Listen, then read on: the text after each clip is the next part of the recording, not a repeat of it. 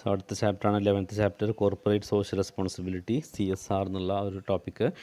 Business social responsibility of business ആണ്. അതാണ് ഇതിൽ ഇപ്പോൾ ഉദ്ദേശിക്കുന്നത്. അതിൽ പേരൊക്കെ ഒന്ന് മാറ്റി ഒന്നുള്ളൂ. കോർപ്പറേറ്റ് സോഷ്യൽ റെസ്പോൺസിബിലിറ്റി നോക്കി ബിസിനസ്സിൻ്റെ കോർപ്പറേറ്റ് നല്ല ബിസിനസ്സാണ്.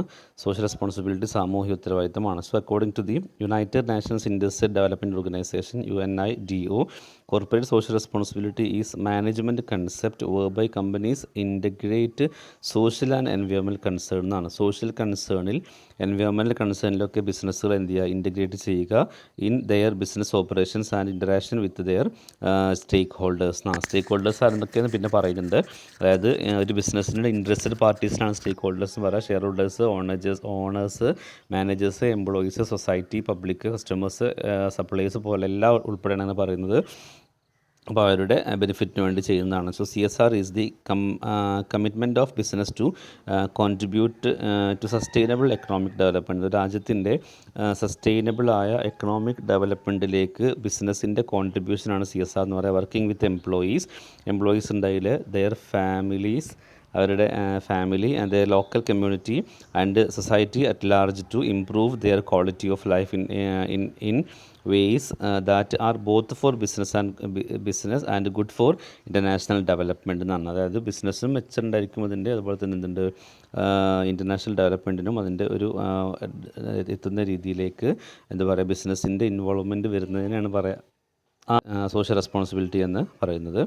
ഇതിൻ്റെ തൊട്ടടുത്ത് നോക്കേണ്ടത് ഏറ്റവും പ്രധാനപ്പെട്ടതിൽ വരുന്നത് നീഡ് ആൻഡ് ഇമ്പോർട്ടൻസ് ആണ്. Need and importance of CSR എന്ന് എഴുതിയിട്ട് നീഡ് വേറെ ഹെഡിലും ഇമ്പോർട്ടൻസ് വേറെ ഹെഡിലും എഴുതിയിട്ടുണ്ട്. എന്തിനാണ് ഇത് ചെയ്യുന്നതെന്നാണ്. ശരിക്കും ബിസിനസ്സിന് എക്സ്ട്രാ ബേർഡൻ തന്നെയാണ്. എത്തിക്സ് പറഞ്ഞ പോലെ തന്നെ എന്തും സോഷ്യൽ റെസ്പോൺസിബിലിറ്റി ആണ്. ബിസിനസ്സിന് ഉത്തരവാദിത്വം എന്തൊന്നുമല്ല, റെസ്പോൺസിബിലിറ്റി ഒന്നും അല്ല. അവരവരുടെ ബിസിനസ് ചെയ്യുക, ലാഭം ഉണ്ടാക്കാമെന്നാണ് പറഞ്ഞത്. പക്ഷേ എൻ്റെ കൂട്ടത്തിൽ എന്തുകൂടി വേണമെന്ന് പറയുന്നു. CSR അതായത് സോഷ്യൽ റെസ്പോൺസിബിലിറ്റി വേണമെന്ന് പറയുന്നു. അതിൻ്റെ അപ്പോൾ നീഡ് ആൻഡ് ഇമ്പോർട്ടൻസ് ആണ് ഇതിൽ നോക്കുന്നത്. Need and importance of CSR. ഒന്ന്, to corporate perceive as being social responsible are rewarded with more satisfied customers എന്നാണ്. അതായത് ബിസിനസ് ചെയ്യുന്നു കമ്പനി, അതിൻ്റെ കൂടെ അവർക്ക് സോഷ്യൽ റെസ്പോൺസിബിലിറ്റി കൂടി ഉണ്ടെങ്കിൽ അവർക്ക് എന്തുണ്ടാവും, ഒരുപാട് കസ്റ്റമേഴ്സിനെ അട്രാക്റ്റ് ചെയ്യാൻ കഴിയുമെന്ന് പറയുന്നു. ഒന്നാമത്തെ നീഡായിട്ട്.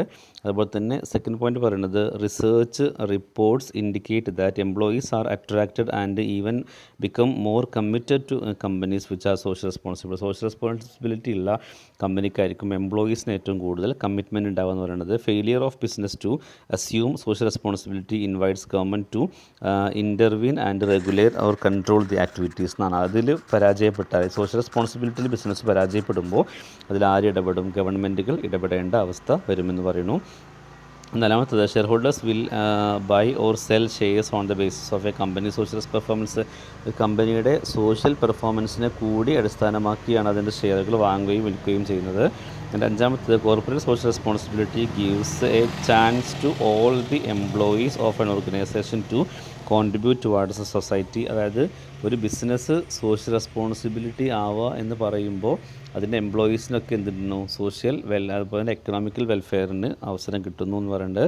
ആറാമത്തത് corporate social responsibility plays a crucial role in making brand popular എന്നാണ്. ഒരു കമ്പനിയുടെ ബ്രാൻഡ് പോപ്പുലർ ആക്കുന്നതിൽ ഏറ്റവും എന്താ പറയുക ക്രിറ്റിക്കലായ റോൾ ആർക്കുണ്ടെന്ന് പറഞ്ഞു, CSR ഉണ്ടെന്ന് പറയുന്നു. Corporate social responsibility also goes A long way in building positive image of the brand എന്നാണ്. ബ്രാൻഡിന് എന്താ പറയുക പോപ്പുലാരിറ്റി ഉണ്ടാക്കുന്നതിൻ്റെ കൂടെ തന്നെ പോസിറ്റീവ് ഇമേജ് ഉണ്ടാക്കാൻ സഹായിക്കുന്നു. അങ്ങനെ 8 പോയിൻ്റാണ് അതിൽ നോക്കേണ്ടത്. ഇമ്പോർട്ടൻസ് നോക്കുക 6 പോയിൻറ്റ്.